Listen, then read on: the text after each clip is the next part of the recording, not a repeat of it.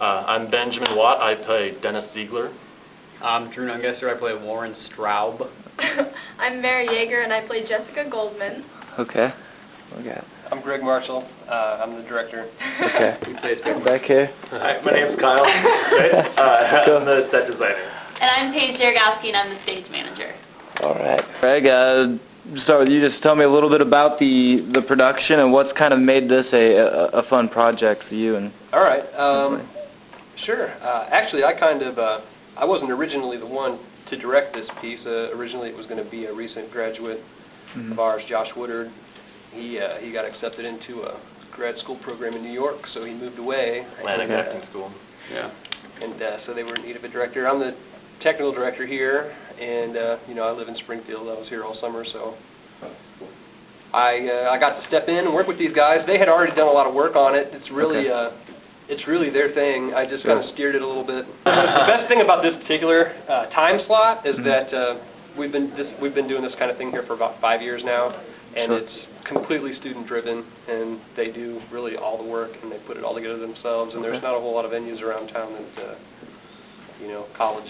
college-wise that allow. Started out, I think I first got the script. That Josh Ward, the guy who was going to direct that, and then went off to school. He had a senior seminar project here where he did a scene from this play, and I played Warren in that. And since then, we both of us lived with Josh, and then he came to show us the show. Like I said, me and Josh did a scene with it, and then for class, we also did a scene from it where I played Dennis and he played Warren. And ever since that, we just really wanted to do a production of the play. Because we already have a Dennis and Warren. There's only one other character. We can get someone to fill that. Sure. And so we tried to put it on just on our own time over the summer, just wherever it would take us. And eventually, whenever we found that this particular slot was going to be open because they weren't doing short and funny anymore, we went and asked Westenberg if he'd let us use the time and the space to do the show, and he agreed. So we did it. This is going to be cool because there's a lot of new Drury students coming in, and especially new theater students, and this is going to be the first taste they get of what we do here in Drury Theatre. Sure. And it's also going to open up a pathway for them to do something like this on their own if they want to. If they see it, they have a show they really want to do, they can't control the theater season at all. So they can find a show that they like. If they have the capability to do it themselves, they can do it like we did. And this is just us showing them that it's possible. Sure. Is that part of what drew you to Drury? Is theater what you all are? Yeah, we're all theater majors. Okay. Okay. Until I came to Drury. I came here for English and philosophy, and they slowly stole me. Architecture stole me. Yeah. We lost our first Jessica, so I called Mary and asked her if she would do it, and it was really exciting because I had worked with these guys a little. I'm only a sophomore, so I was still like freshman year when they asked me to do it, since it was last year. But it was exciting because I didn't really think that I could do something student-directed, because that takes a lot of ambition, a lot of self-direction, and I wasn't sure if I was ready for that. Sure. But this kind of showed me that it's possible, like you are more capable than you think. So it was really exciting working with these guys. Also a lot of work. A lot of what you see here is all done by just us. Big shout out to those. Normally, in a Drury production, you have the entire Drury Theatre group building a set because everyone's on practicum, and so they have to do it for a grade. They come in to build a set. And we didn't have that. So it was just us coming together to build this set. I mean, you might see, we don't have an entire wall. Some of it's going to let your imagination just because it was, only 3 or 4 of us at any given time. Sure. This much money. Yeah, how much is that? We had a $0 budget. Yeah. Sure. Whatever we were willing to spend.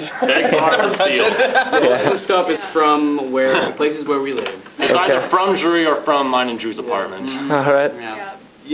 But a lot of people don't realize that's really the heart and soul of community theater. Sure. Anything, not on a, Broadway, off-Broadway kind of, professional level.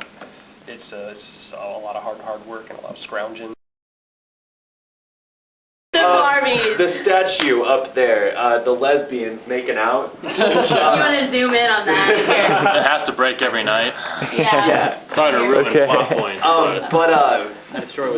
Paige and I are not the most artistic people in the world, so we decided to use a base. And so what we did is we went and bought some really cheap Barbies and cut their arms and legs off and burnt off all their hair and then covered them in paper mache. So that's our statue, and that was a lot of fun. Yeah, it was fun. fun explaining to people in Toys R Us why we needed really cheap Barbies. I think it was drugs involved. We have a massive bag of not marijuana, but it's our marijuana.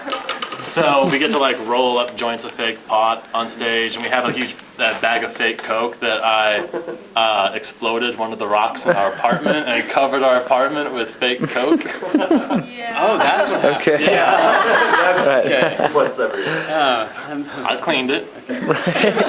Well, I gotta ask, there's a kind of common misconception about theater being drab or stuffy, and I think that one thing that I've noticed about Drury, kind of recent history, is that there's been a kind of forward-moving and progressive theater. Can you tell me a little bit about that and what the... Especially like with last semester, me and Drew were we were the male parts in The Shape of Things. Paige, our stage manager, was one of the female roles, and Izzy, who's around here somewhere, she's helping us out today, she was the female lead.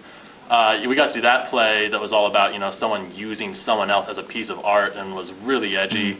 And then we did Killer Joe and Tom and Jerry, which Drew directed Tom and Jerry, which is about two hitmen. And I played Killer Joe, and Killer Joe is about a guy who killed people for money. Sure. And I think that play made everyone about as uncomfortable as you can possibly imagine. Oh, yeah. And she was also in Killer Joe. Yeah. She was Charla. I think the reason we're doing this kind of stuff is because it's what people our age want to see. Sure. No one our age, unless they grew up just, listening to old style musicals and stuff, and that's the only thing they like, they want to see something like they see at the movies. They want to see cutting edge stuff. They want to see people talking like they actually do, not saying, hey, I've got my best girl, and like old style, like 30s musicals that you'll see a lot of community theater putting on. Like you'll see Grease over and over again. Guys and Dolls. Guys and Dolls. Stuff like that. Oklahoma. And the honest truth is that for a long time did sell all the tickets, Sure. But the people that want to see those shows, they need to call their granddaughter for a ride. Yeah. And I think Drew hit it right on the head. That's exactly what the theater audience is getting younger, and they want to see what they like. And we wanted to do something that just grab people by the balls and make them pay attention to what they're doing. Something that is just blows their mind, that it's such a ridiculous scenario that we find very fun. Right. All right, well, why don't you give me the pitch on live stage production as opposed to going out and seeing a movie? Well, with the live stage production, there's that intimacy there. You're visibly seeing these people in front of you act this out, and Living art. Yeah, it's living art, and there's this fascination with the fact that it's not going to be the same every night. Yeah. You rent a movie, you watch it over and over and over, and you know exactly what's going to happen. But and especially with something like this, things could go wrong. Things can make it really interesting, and I think it's that really drives me. Acting isn't just well, I'm going to be this character now. It's more like acting, obviously, you are you whenever you're acting. You can't ever just become someone else.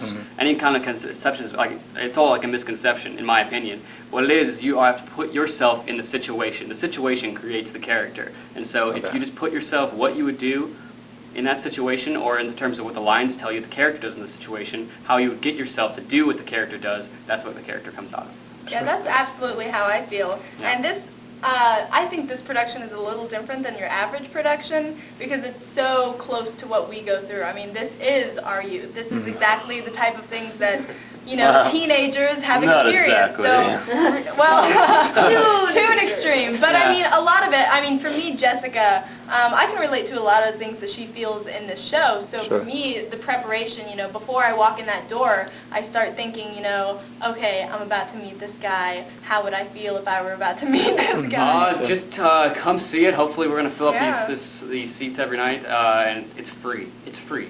It is pretty. And we've worked our asses off. Me and Drew, this is kind of our dream. This is our baby. This is the show that we wanted to do. We've been keeping saying, if only Drury University would do This Is Our Youth, so we could play Dennis and Warren. Finally we got fed up because they weren't doing it. So we'll do it.